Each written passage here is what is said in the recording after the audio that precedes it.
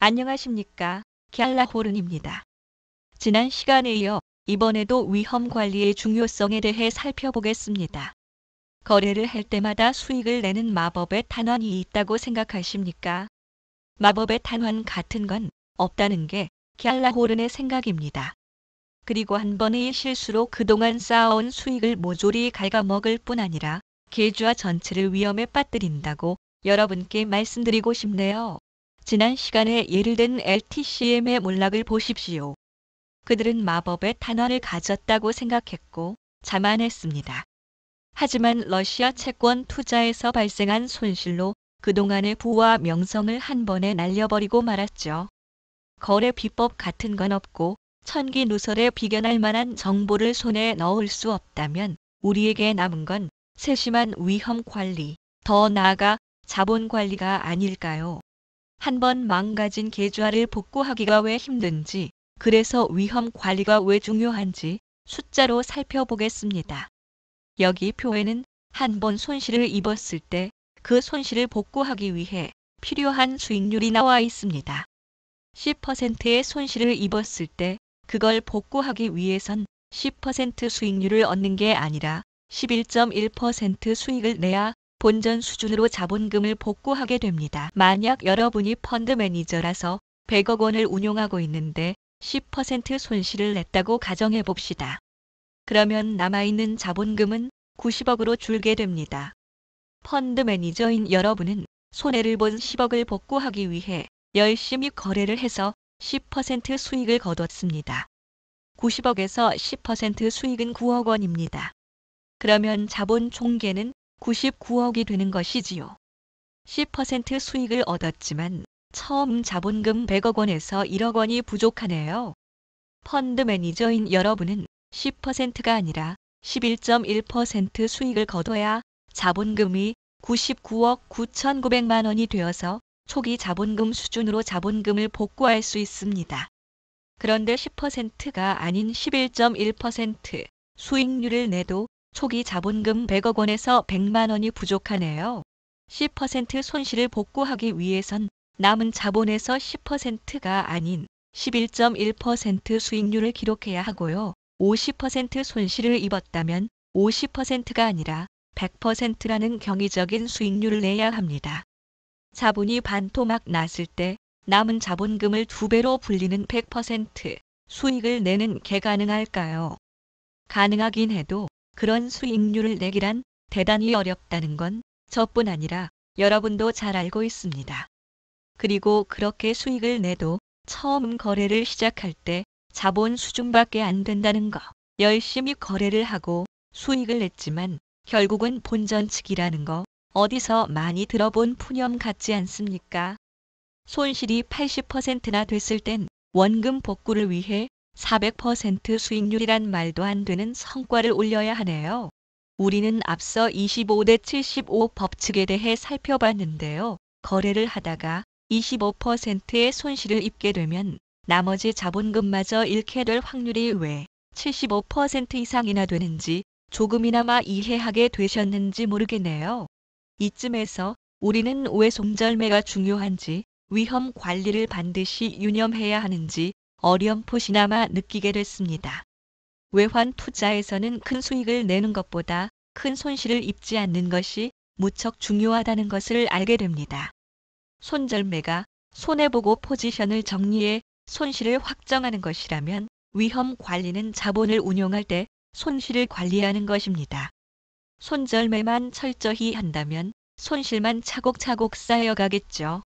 무조건 손절매만 할 게 아니라 손실이 계속되면 거래를 잠시 멈추고 한 발자국 뒤에서 그동안의 거래를 되짚어봐야 하지 않겠습니까?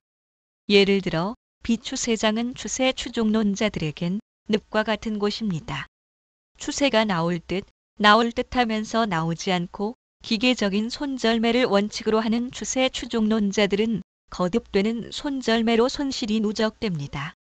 이때 추세 추종론자들에게 필요한 건 기계적인 손절매가 아니라 거래와 시장 자체를 차분히 바라보는 일이 아닐까요? 여러분에게 100억이라는 돈이 있다면 100억 원을 모두 주식이나 파생상품에 투자하시겠습니까? 그러니까 100억 원 모두를 주식에 투자하거나 아니면 선물 옵션 거래에 100억 원을 사용하시겠냔 말이죠. 아마 대부분은 부동산, 예금, 채권, 주식 등의 분산에 투자하지 않을까 싶네요. 10여 년 전 미국의 앨론이라는 에너지 기업이 있었는데요. 앨론에 다니는 직원들은 자기 회사를 신뢰하고 가지고 있는 돈 모두를 앨론 주식을 사는 데 썼다고 합니다. 삼성전자 다니는 직원들이 저축한 돈, 앞으로 받을 퇴직금을 모두 삼성전자 주식을 사는 데 쓴 꼴입니다.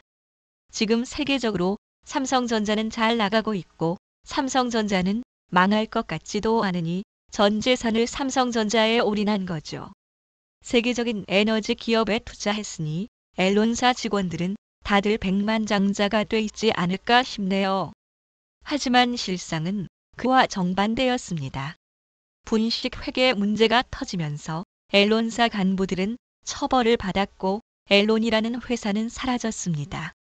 당연히 앨론 주식은 휴지 조각이 됐고요. 전 재산을 앨론에 투자한 사람들은 빈털터리가 됐네요. 만약에 테슬라에 다니는 사람이 전 재산을 앨론에 투자했다면 빈털터리는 됐어도 테슬라한테서 월급이나마 챙길 수 있는데 앨론사 직원들은 전 재산과 함께 다니던 직장도 잃고 말았습니다. 쉽게 말해 자본 관리는 자기 자본을 관리하는 것입니다. 자기 전체 자본을 어떻게 투자할 것인가, 주식에 모두 투입할 것인지, 부동산과 채권에 분산 투자할 것인지, 주식에 올인한다면 어느 한 종목에 올인할 것인지, 가치주, 성장주를 따져서 분산 투자할 것인지 정하고 투자하는 것이지요. 얼마 전 워런 버핏은 스노우플레이크에서 111%라는 잭팟을 터뜨렸다고 합니다.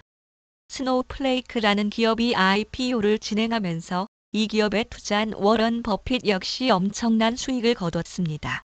그런데 버핏은 자기 전 재산을 스노우플레이크에 투자했을까요? 인생은 한방이라며 가지고 있던 전 재산을 처분해 스노우플레이크에 투자했다면 그의 부는 단번에 2배로 뛰어오르고 그는 누구도 넘보지 못할 전 세계 부자 1위를 차지했을 것입니다. 하지만 그는 그렇게 하지 않았습니다. 그건 도박을 넘어서 미친 짓이라는 걸 잘 알기 때문이지요. 그는 포트폴리오를 구성해 그가 계획한 만큼의 자본만 스노우플레이크에 투자했습니다.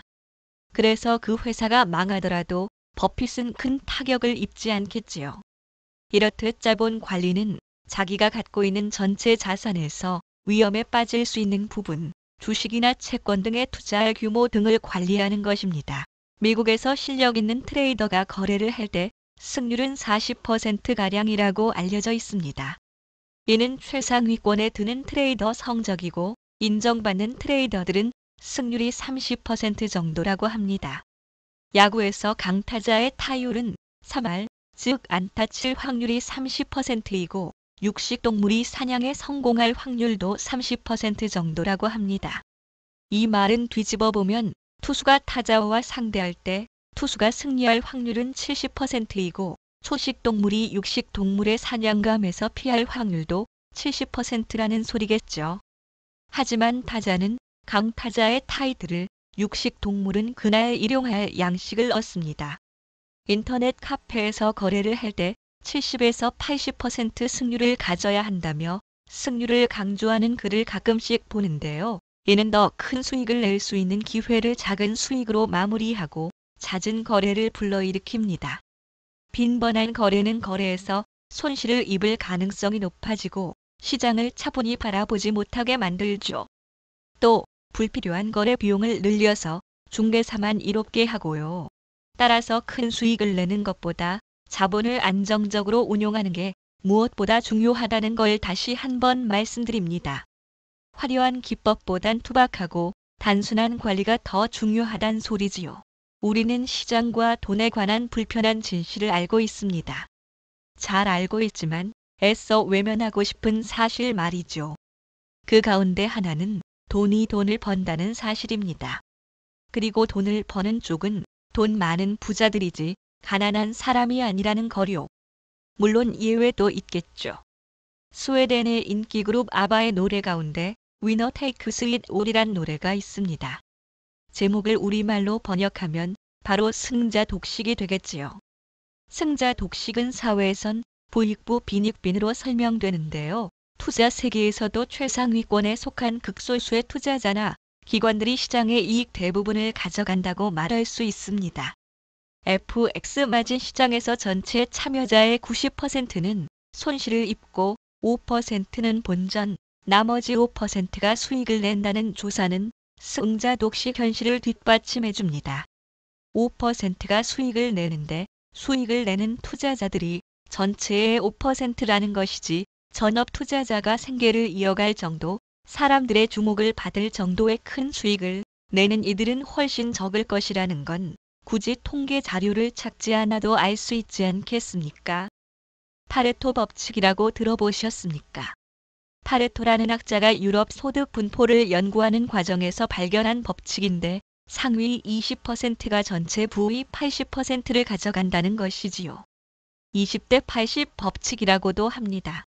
FX 마진 시장에서 상위 10%만이 본전 또는 수익을 챙긴다는 사실을 감안하면 파레토 법칙이 우리와 상관없는 말이 아니라는 걸 느끼게 되지요.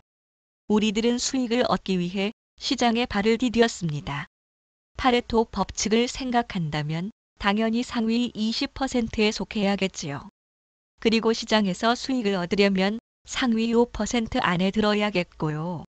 일기예보는 확률 싸움입니다. 현대 야구 역시 확률 게임이지요. 트레이딩 역시 확률 게임입니다. 확률을 무시할 수 없는데 우리가 사용하고 있는 기술적 분석 역시 확률과 통계를 바탕으로 하지 않습니까? 그리고 확률은 큰 수의 법칙 또는 대수의 법칙을 따르지요. 카지노에서 룰렛을 한다고 가정해봐요. 단순히 검은 칸과 흰 칸 한쪽에만 돈을 거는 게임을 한다고 해요. 검은 칸과 흰 칸 둘 중 하나이니까 확률은 2분의 1이겠지요. 5번 정도 게임을 했는데 5번 모두 공이 검은 칸에 멈추었다고 해봐요.